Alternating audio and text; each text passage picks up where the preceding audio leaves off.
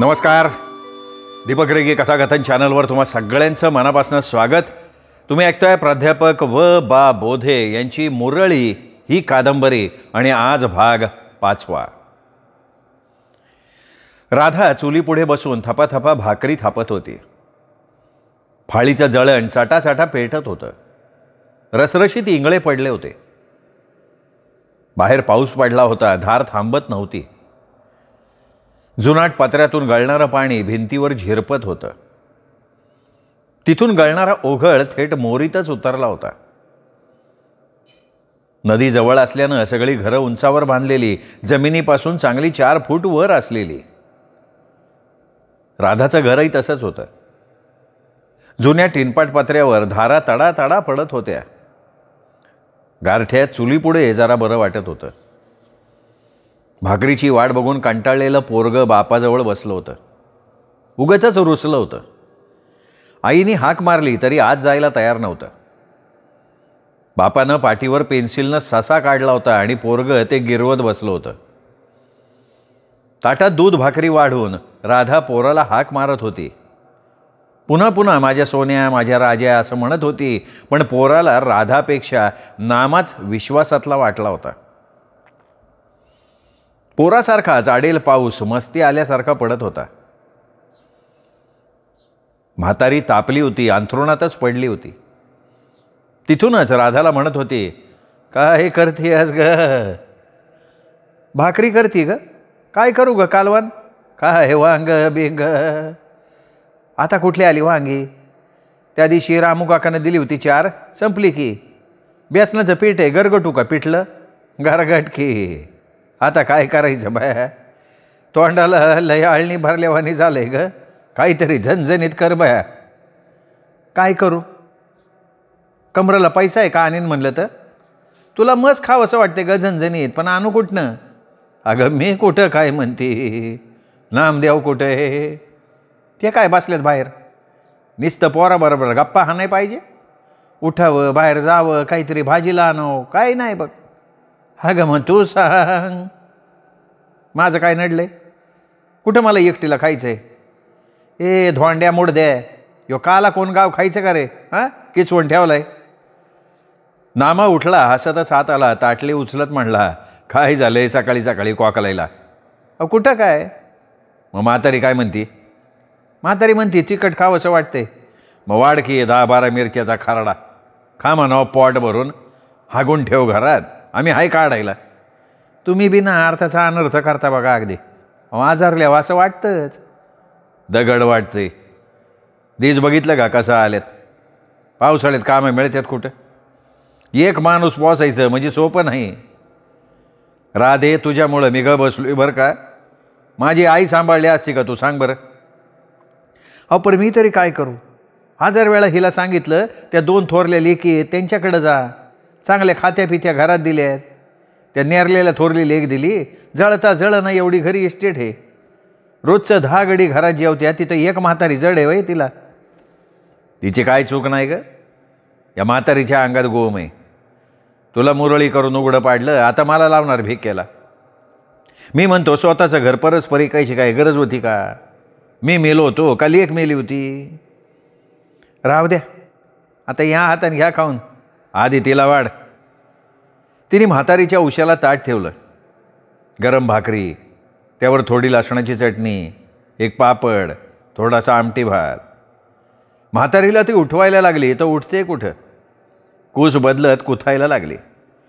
चिपाडलेल्या डोळ्यातनं पाणी गळायला लागलं. साऱ्या अंगभर लाल भडक गांधी उठलेल्या, खाजवून पार रक्ताळलेल्या. कमरेवरच्या जुन्या जखमा सलत असलेल्या, हाडन हाड ढिल्ल झालेलं. चिखलात नदीवर पाण्यात गेली, पाय घसरून आपटली, शेजारच्या कोपणात पडली होती.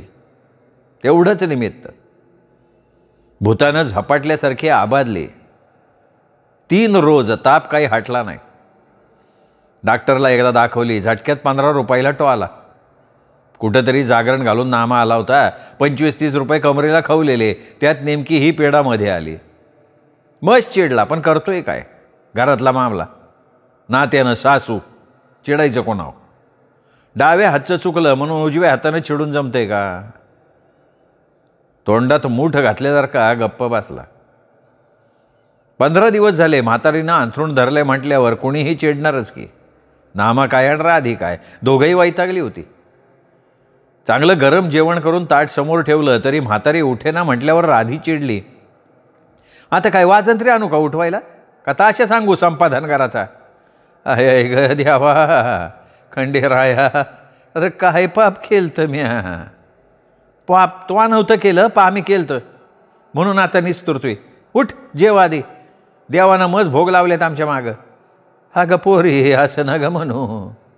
अगं 9 महिने कसं वागवलंय म्या. हां म्हणून मला मुरळी केली आणि त्या दोघी 6 महिन्यात आल्या म्हणून दिल्या त्यांना चांगल्या घरात. उठ आता गिळून घे, न ग माझं टकुरा आणखी खवळू.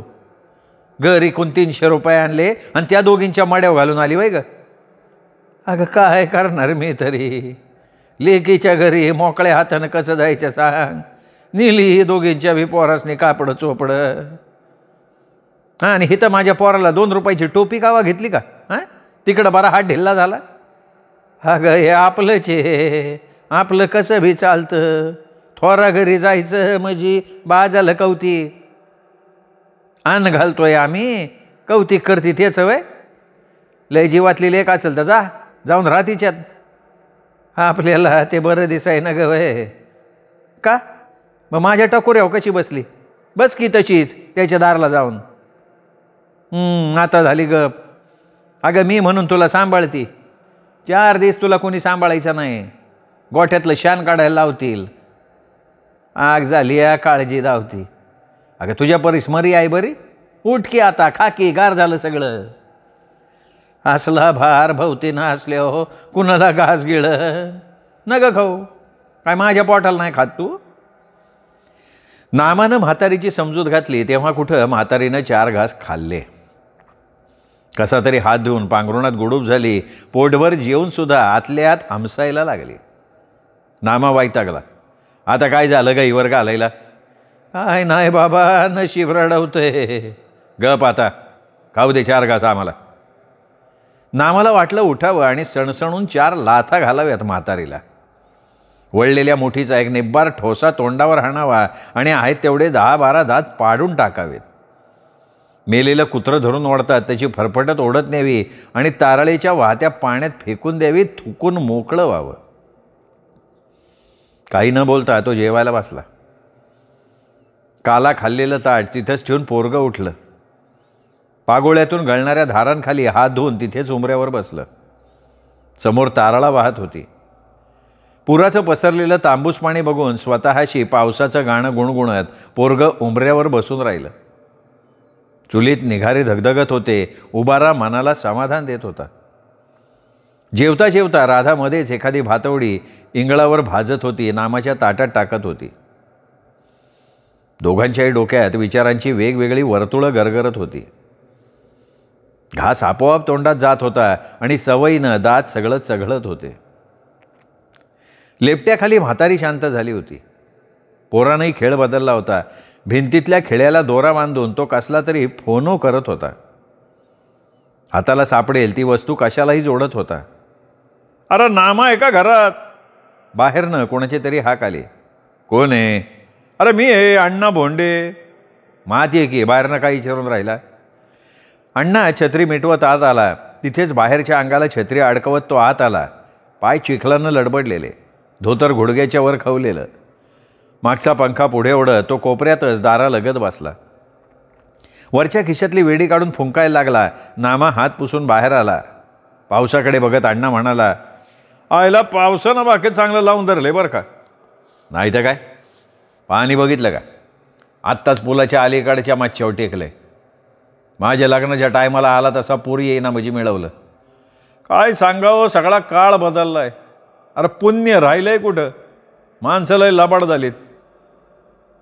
बरं कसं काय आला आमच्याकडं. हेच की आपलं धंद्याचं.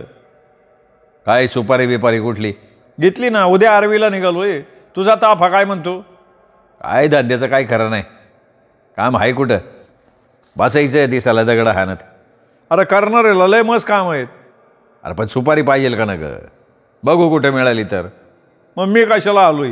हां भटावानी काय आमुष्या सांगायला आलो काय. उद्या आयतवारचं काय जमतंय का बघ. आत्ता शिरंब्याचा माणूस माझ्याकडे आला होता. मी सरळ सांगितलं जमणार नाही, आम्ही आरवीची सुपारी घेतली, पाहिजे तर मंगळवारी येऊ. पण तो माणूस जागरण काय पुढं ढकलायला तयार नाही. अरे मग मी जातो की. राधा पण चहा घेऊन बाहेर आली. भोंडेला देत म्हणाली, मग सातात काला संधी मिळायला पाहिजे का नक. देवळात बसून बी काम मिळेना हो. पावसाचं कोण येतोय देवाला. माणूस घर सोडाय माग ना. शिरंबे काय आणि कोरेगाव काय, कुठं बी काम मिळायला अशी मतलब आहे. तेच म्हणतोय मी. त्यांचा माणूस आलाय का. हा देवळात बसवलाय ना. चल नामा चल. काय इसार मागायचं तो माग. जाऊ उद्या एका गाडीनं रहमतपुरासनं फुटू वेगवेगळ्या बाजूला. लंगराचं जागरण मिळालं हे कळाल्यावर माणसं सुखावली. शिरंबेकर सुद्धा अडकलेला 300 रुपये द्यायला तयार झाला. इसार म्हणून 100चा तुकडा हातावर ठेवला. नामाला हे खरं वाटेना. भोंडेसुद्धा मनातनं नाराज झाला. 150 रुपयावर आरवी घेण्यापेक्षा शिरंब घेतला असतं तर बरं झालं असतं असं त्याला वाटलं. नामाचा ताफा सरसावला, तयारीला लागला. शिरंबेकरही हुशार. ताफा बरोबर घेऊन जायच्याच तयारीनं आला होता. मुराळी यावा तासा. रात्रभर पाऊस पडत होता, पाणी वाढत होतं. म्हातारी गाढ झोपली होती. नामा आणि राधा लवकर उठले. सकाळीच नाश्ता आटोपला. आवश्यक साहित्य एका पिशवीत घातलं, निघाले. सगळे देवळाजवळ एक झाले. शेजाऱ्यांना लक्ष ठेवायला सांगून जोडी निघाली. तुणतुणं वाजवणारा म्हातारा निबरे आजारल्यागत झाला होता. पण सुपारी गमावल्यावर खायचं काय अशा विचारानं तोही अंगातला ताप तसाच घेऊन निघाला. तुका केंजळे उकडलेल्या शेंगा चगळत होता. बघता बघता अण्णा कोंडेचाही ताफा आला. एकाच ताफ्यातल्या असल्यासारख्या मुरळ्या एक झाल्या, कुचकुचायला लागल्या. जागरण आयोजित करणारा शिरंबेकर मात्र माणूस म्हणून चांगला होता. घरापुढं ऐस पैस पटांगण, भला मोठा चर खणलेला, त्यावर मटण शिजत ठेवलेलं. वासानं कुत्र्यागत माणसं हे तावदारलेली. कधी नव्हत एका नळकुटीवर पितळी भरून रस्सा प्यायला मिळणार ह्या आशेवर तरंगत असलेली. निमंत्रण असो नसो घुसायचं एवढं खरं. मालकानं सगळं कपाळ भंडाऱ्यानं माखून घेतलं. नामानं दारूचा विषय काढला तसा मालक चिडला. अरे तुम्ही काय जागरण घालायला आला का दारू प्यायला आला या. नाही तसं नाही, सगळीकडे देतात आम्हाला दारू. देणारी देत असतील पण मी नाही देणार. 150-200 रुपये सुपारी मोजणारी गिऱ्हाईक बी तुम्ही बघितले असतील. मी नाही त्यातला. गजर खंडोबाचा करायचा, दारुड्याचा नाही. नाही एका 2 बाटल्या मिळाल्या असत्या तर प्यानाऱ्याला मी चौकात उभंच राहू देणार नाही. काय मस्करी लावली का आमची. आज 2 सालं जेजुरीतल्या वाघ्याने पार जागरणाचा तमाशा गेलाय, तसा आणखीन करू देऊ होय. चला चौक मांडायचं बघा, दारू मागत्यात. नामा मनातनं नाराज झाला, पण राधीला मात्र बरं वाटलं. गावोगावी अशी माणसं तयार झाली तर किती बरं होईल असंही तिला वाटलं. एका कपासाठी लाचार होणाऱ्या सगळ्या वाघ्यांचा तिला राग आला. तुकाला चौक मांडायला सांगून नामा दारूच्या शोधात बाहेर पडला. राधानं सांगूनही त्यांनी ऐकलं नाही. तो खूप फिरला आणि शेवटी हात हलवत परत आला. मटणाचा नैवेद्य लंगाराला दाखवला. भंडारा उधळला. पंक्ती बसल्या. मटणाच्या पराती फिरायला लागल्या. वासानंच वाढणाऱ्यांचं पोट भरलं. पंक्तीतून चुकलेले जीभ चाटायला लागले. वाघ्या मुरळीची वेगळी पंगत पडली. कुठून तरी आणलेली बाटली नामानं काढली. सगळ्यांना कपकप वाटली. हातात भाकरी घेऊन रस्त्याबरोबर हादडायला त्यांनी सुरुवात केली. मालकाची समंजस पोरं वाघ्या मुरळीनं आग्रहानं वाढायला लागली. तेवढ्यात शिरंबेकर आला. नामा पोटभर जेव बाबा, नाही तर म्हणशील वाटाला बोलावणी नाही. पोळी कशी खाऊ. पोट भरून जेवा. चौक मांडून तयार आहे. उठायचं, डिंबड्या घेऊन उभं राहायचं. काय पंक्तीवर पंक्ती झाडायला लागल्या. जेवलेली माणसं यायची. मालकाला म्हणायची, किसना येळ होय खेळ सुरू व्हायला. आता होईन की. अरे श्यामा तेवढे वायर करण्याला जोड. लोमती ठेवू नको. गोतीव वर काळकाला गोतीव. हा नाही मी म्हणतो 11 वाजच तर होईल का चालू. होईल हो. त्यासनी काय नाटकातल्या वाणी मेकअप करायचं आहे का सर्कशीतल्या वाणी कापडं चढवायची त्यांना. माणसं खुळ्यावाणी हसली. भाळ सावरी तिथंच जागा धरून बसली. माणसांचं लटांबर वाढत चाललं.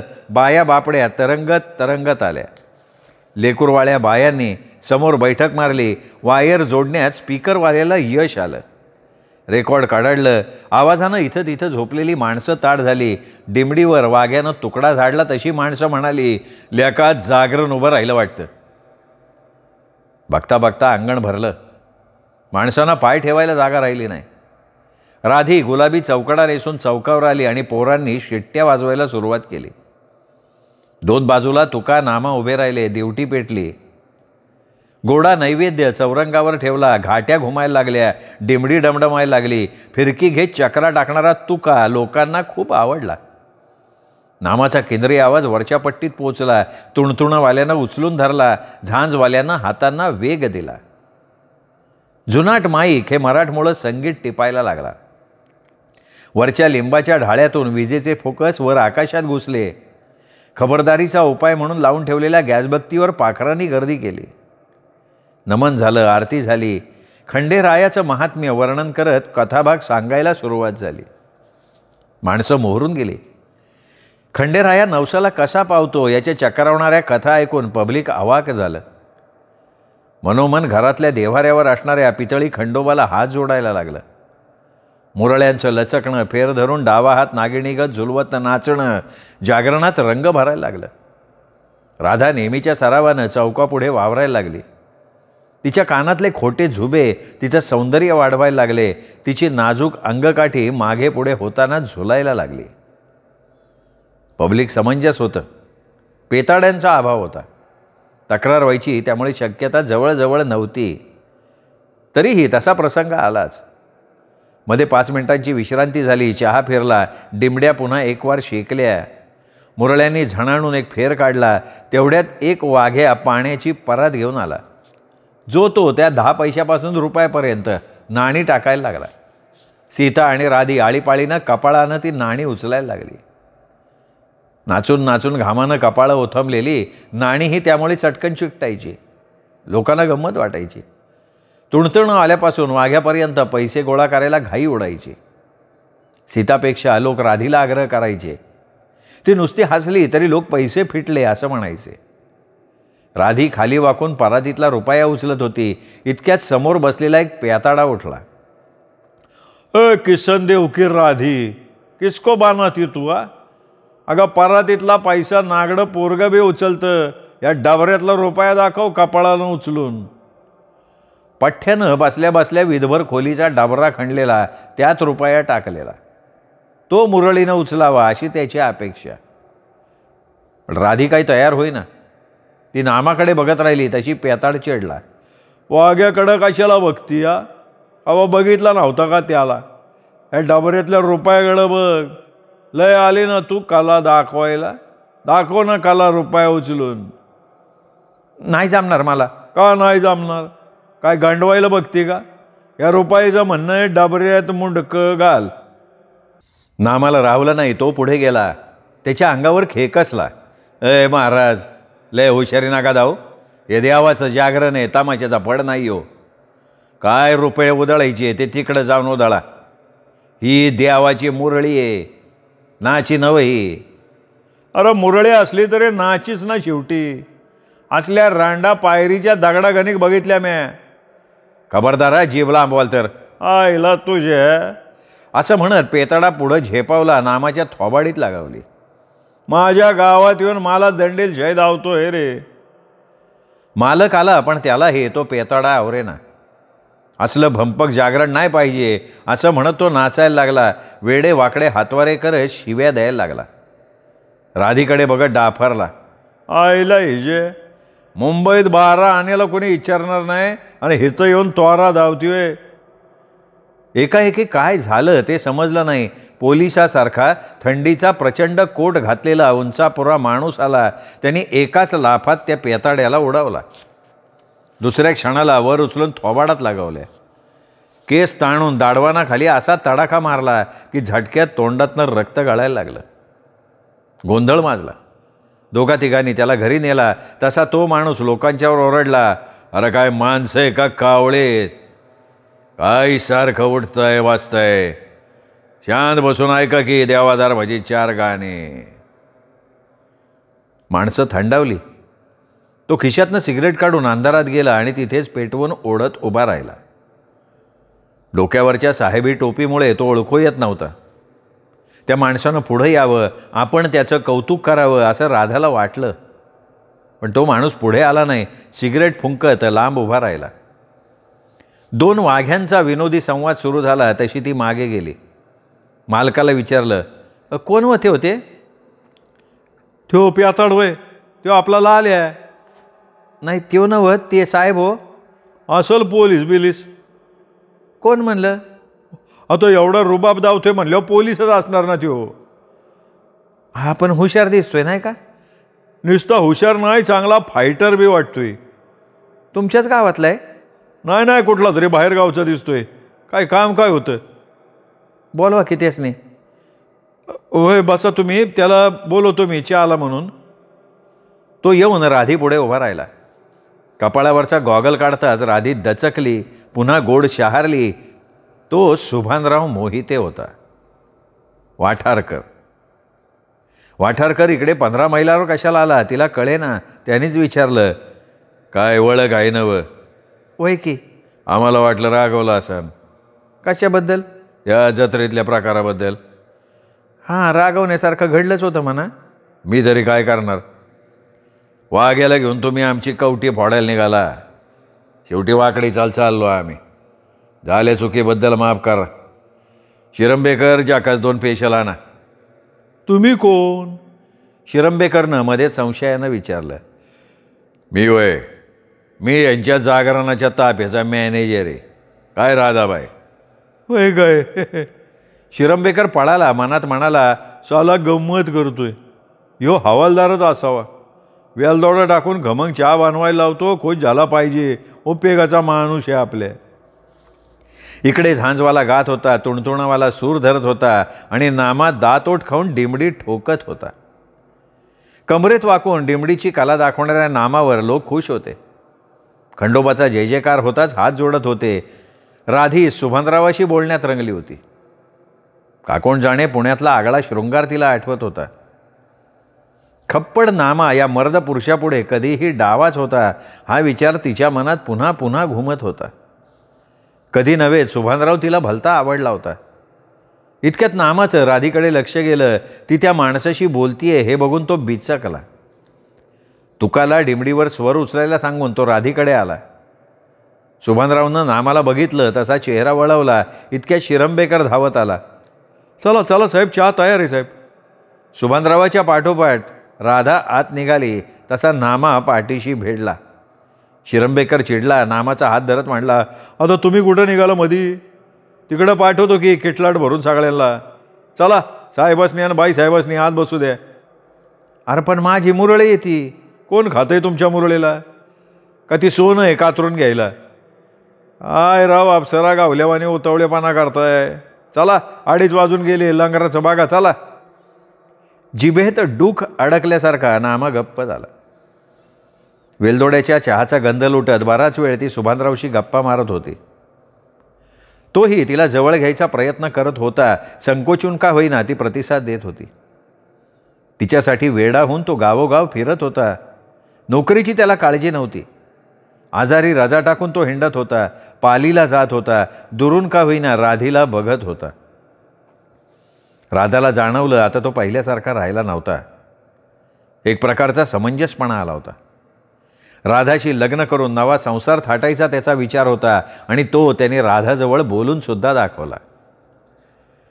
राधा, मी तसा लय बाऱ्या चुकलोय. पालीच्या जत्रेत मी तुझा गाळा दाबला, पण नंतर लय रडलो.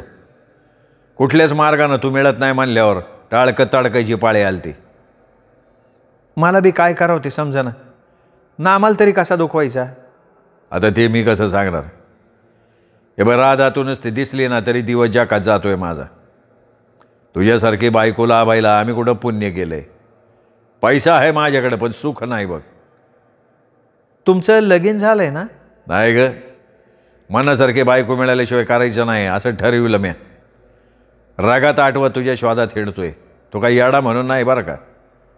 माझं दुखणं तू समजून घ्यावं, कुणीकडनं तरी द्यावानं समाधान द्यावं, दुसरं काय. तुम्ही एवढं मऊ कसं काय आला? कावा कठीण होतो मी. सगळं सांगाय पाहिजे का? बरं, कावा हलणार कावा? सकाळी येत आहे पालीला. नाही जमणार. माझ्या सोयीसाठी तुझी गैरसोय कशाला? त्यात कसली आली गैरसोय? विचार करून ठेव. यो माझा पत्ता कळव.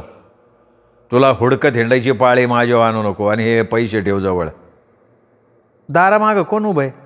थांब जरा. सुभानराव उठला. एका झेपेत त्याने नामाला पकडला. नामा केकतडाचा फडा तडतडावा तसा तडतडला. लटा लटा कापायला लागला. काय ऐक तू रे चोरून तू? हेच ते आपलं. पालीतल्या गुत्त्यातनं जित्ता सुटला ना तू. स्वतःहून माझ्या सापड्यात अडकू नको. लय जड जाईन. नाही पण तुम्ही हे तर कसं? हे बघ जिथं राधा तिथं मी. काय म्हणणं तुझं? पण हे चांगलं नाही. देवाची मुरळी भोगशील आणि रगात पिती फुटून मरशील. तू तरी दुसरं काय करतो रे भाडवे? हा शिरंबेकर येतो आम्ही. विडी झटकून शिरंबेकर उठला. अहो लगेच? काम झालं निघालो. मोटरसायकल उडवत तो भल्या पहाटे पळाला. नामातला कट्टर मांग जागा झाला होता. त्याच्या शिल्लक असलेल्या सगळ्या पौरुषत्वाला तो जागा करत होता. तिचा हात मुरगाळत तो म्हणाला, शेवटी गेली का? जा त्यो. कोण, मी का तुम्ही? त्यो गाबडा कशाला आलता? अहो हवालदार आहे त्यो, बंदोबस्ताला आलता. लय शहाणा दिसतोय. तुझी ओळख कशी? ओळख आत्ता झाली. म्हणून आत बसली वय जाऊन? अहो त्यानं आबरू राखली आज. पण तू घालवली की. कोण म्हणतं? मी म्हणतो. कुणाला पैसे होती तू? त्यो सुभानराव आता. तू का न बघितलं? सगळं कळलंय मला. अहो पण आता तो पोलिसात भरती झालाय. पोलिसात जाऊ दे नाही तर तिकडं चोरांच्यात सामील होऊ दे. आपल्याला काय त्याच्याशी देणं घेणं. पण मी कुठं काय म्हणते? आणखीन काय मानायचं बाकी राहिलं? 99 त्या चोराबरोबर गप्पा मारत बसली. एवढं रामायण होऊन बी अक्कल कसली नाही वय तुला? हे वागणं चांगलं नाही राहते तुझं. एखाद्या वक्ताला तुम्ही दोघं मिळून माझा काटा काढाल. बाईची जातच 17 आलीची. बाद झालं, नका आणखीन डोकं उठवू. असं म्हणत राधीनं सामान बोचक्यात कोंबायला सुरुवात केली. जो तो आपापलं साहित्य सांभाळत उजाडायची वाट बघत होता. ताफा न्यायला पालीपर्यंत येणारा शिरंबेकर माणसं माघारी कशी जाणार याची विचारपूस करायला सुद्धा थांबला नव्हता. राहिलेले पैसे दिले ही मेहरबानी म्हणायची, नाही तर दाखवला असता अंगठा. तर काय करू शकणार होतो आपण? लंगर तुटल्या तुटल्या नोटा हातावर ठेवल्या गाड्यानं. माणूस व्यवहाराला चांगला दिसतोय. कंपनी पालीत आली आणि घडलेला प्रकार बघून पायाखाली सुरुंग फुटावा तशी हादरली. कधी नव्हे तर तारळेला महापूर आला होता. गेल्या 90 वर्षात असं कधी घडलं नव्हतं. आंखबंद पाणी देवळात शिरलं होतं. चिखल दुर्गंधी गावभर पसरली होती. काठावरच्या झोपड्या वाहून गेल्या होत्या. घरं पडली होती. पोरं टोरं टणक गडी पत्र्यावर चढले होते. रविवारी सकाळी 11च्या दरम्यान वाढत गेलेलं पाणी 4 वाजेपर्यंत गावात पसरलं. मध्यरात्रीपर्यंत पसरत राहिलं. घरादारातनं शिरलं. जनावरं दावणीला मेली. होता नव्हता तेवढा संसार वाहून गेला. सगळं सप्पय करून गेलं होतं पाणी. लोकांना सुरुवातीला पाण्याची गंमत वाटली. पाणी ओसरावं म्हणून खणा नारळानं काहींनी नदीची ओटी भरली. नवी कोरी पातळाची घडी मोडली. पण उपयोग काही झाला नाही. धामणीगत पाणी फुसांडत आलं. पुलावरनं व्हायला लागलं. पाऊण गाव पाण्यानं व्यापलं. सगळं बघून वाघे हबकले. पोराच्या आणि आईच्या काळजीनं राधीने हंबरडा फोडला. नामाला त्याचं काही नव्हतं. इतक्या सकाळी पठ्ठ्यानं कुठून तरी नावटाक मिळवून मारली होती. सारखा बडबडत होता. नामाच्या घराची पुढची भिंत ढासळली होती. आता पाणी ओसरत चाललं होतं. कालचा जोश राहिलेला नव्हता. कावळे गावाच्या नाकावरनं फिरत होते. माणसं ओरडत होती. वाहून गेलेल्यांच्या नावानं शंक करत होती. राधी पडल्या चौकटीतनं आत घुसली. तिला रडू आवरेना. पोरगं कुठेही दिसत नव्हतं. आतल्या घरात म्हातारी मरून पडली होती. भिंती 4 फुटांपर्यंत भिजल्या होत्या. याचा अर्थ घरात पाणीच पाणी झालं होतं.